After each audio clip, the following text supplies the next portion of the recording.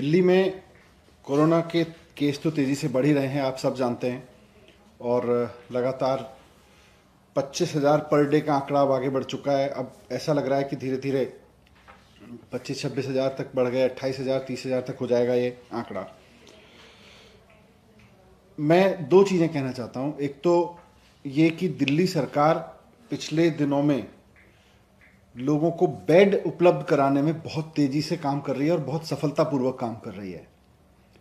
पिछले 4-5 दिनों में मैं एक एक हॉस्पिटल में जाके आया हूँ। मैं खुद अंदर जाके पेशेंट्स के साथ, डॉक्टर्स के साथ, उनके अटेंडेंट के साथ बातचीत करके आया हूँ। और मैं ये देख रहा हूँ कि 3 अप्रैल को अगर आप देखें, करीब 20 दिन पहले हमारे पास 6,071 बेड थे। 6071 बेड्स थे पहले, 6,071। और आज हमारे पास में इस वक्त 19,101 बेड हैं। यानी कि करीब करीब 2 हफ्ते के समय में, 2-2.5 हफ्ते के समय में 3 गुना से ज़्यादा बेड बढ़ा दिए गए हैं।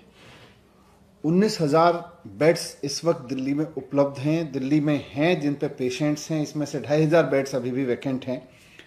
तो बहुत तेज़ी से वॉर फुटिंग पर बेड्स की संख्या बढ़ाई है दिल्ली सरकार ने।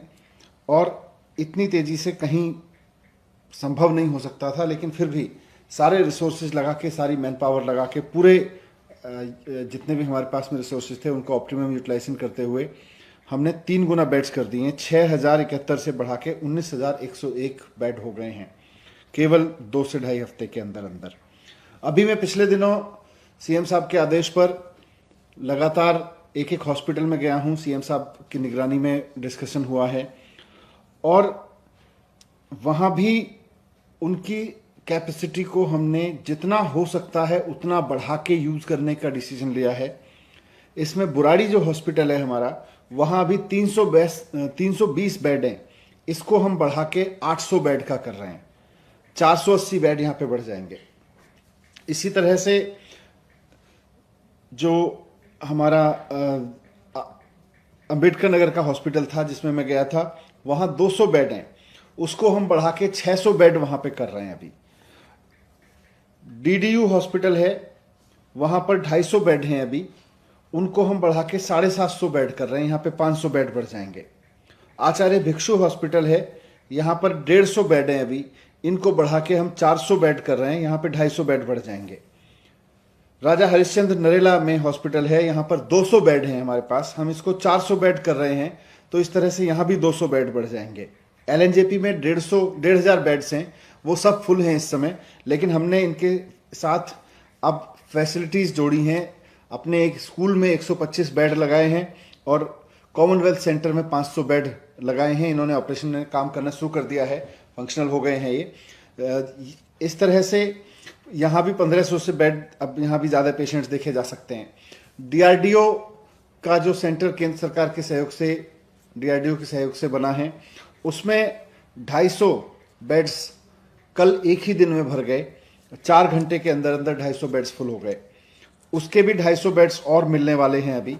तो इस तरह से देखें तो हमारे पास में करीब 2700 बेड्स, करीब 2700 बेड्स और जुड़ने वाले हैं कुछ दिन में। अगले 4 से 5 दिन में, 6 दिन में मैक्सिमम 2700 बेड्स की कैपेसिटी और बढ़ा देंगे।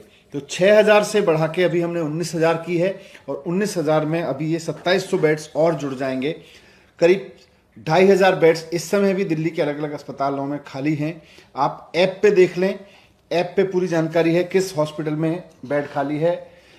एक चीज़ और मैं रिक्वेस्ट करना चाहूँगा कि पैनिक में ना आए, एकदम कोरोना होते ही हॉस्पिटल ना भागें। कोरोना का सबसे बढ़िया और सबसे ज़्यादा लोग जो कोरोना से ठीक हो रहे हैं वो होम आइसोलेशन में हो रहे हैं।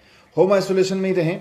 अगर किसी कारणवश बुखार नहीं उतरता है, बुखार ज़्यादा आ रहा है या कोई और सिम्टम्स डेवलप हो रहे हैं और आपको खांसी या उस तरह की चीज़ें ज़्यादा बढ़ रही हैं, शिकायत बढ़ रही है, डॉक्टर से कंसल्ट करके आप हॉस्पिटल जा सकते हैं।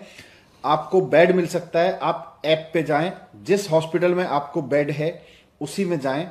इधर उधर ना भागें, वरना इधर उधर भागने में आपकी भी एनर्जी जाती है और हॉस्पिटल्स के आगे भी अन्यथा लाइन लगती है, हॉस्पिटल्स के आगे भी अन्यथा प्रेशर बनता है। तो जिस हॉस्पिटल में आपके लिए बेड उपलब्ध है, मुख्यमंत्री जी ने आदेश दे दिए हैं कि कोई भी हॉस्पिटल अगर ऐप पर ठीक जानकारी नहीं देगा, यानी कि अगर बेड उपलब्ध हैं और एडमिशन नहीं देगा, या वो बाद में कहेगा मेरे पास गलत जानकारी हमने उपलब्ध कराई हुई थी और एडमिशन नहीं दे सकते, उसके खिलाफ कार्रवाई की जाएगी।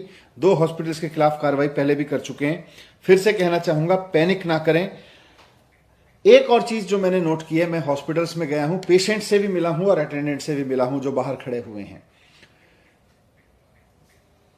कोविड के समय में सारे डॉक्टर्स बहुत मेहनत कर रहे हैं, अपनी जान पे खेल के मेहनत कर रहे हैं। वो किसी भी कीमत पे आपकी जान बचाना चाहते हैं, भले ही उनको कोरोना हो जाए। पूरा का पूरा मेडिकल स्टाफ इस पे लगा हुआ है। मैं जब हॉस्पिटल में जाता हूं तो नीचे खड़े हुए अटेंडेंट को सबसे ज्यादा इससे शिकायत मिलती है कि साहब कई दिन हो गए हमारे पेशेंट को डॉक्टर ने नहीं देखा। मैं जब जाके उसी पेशेंट से हॉस्पिटल के अंदर मिलता हूं, वो भी कहते हैं कि हाँ जी डॉक्टर नहीं आए। जब डॉक्टर मेरे साथ पीपीई किट में खड़े होते हैं और मैं खुद पीपीई किट पहन के खड़ा होता हूं हॉस्पिटल में, तो मैं पूछता हूं ये डॉक्टर साहब हैं, ये आए थे आपके पास?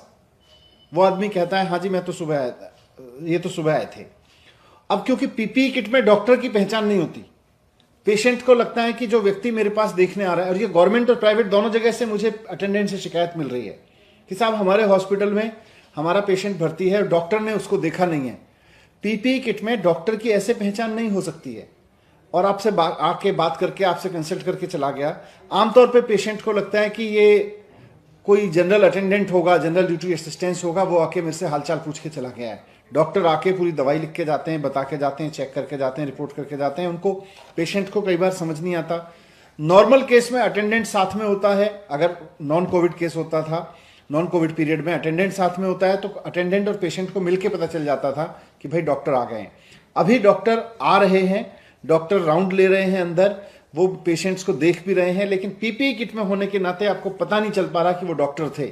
इसलिए ये इमेज हॉस्पिटल के बारे में ना बनाए, इस पैनिक में ना आए कि मुझे डॉक्टर्स ने नहीं देखा।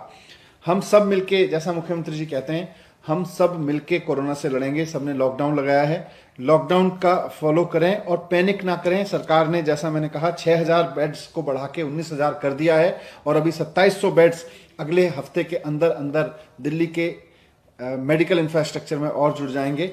यही मुझे आपके सामने रखना था। Thank you.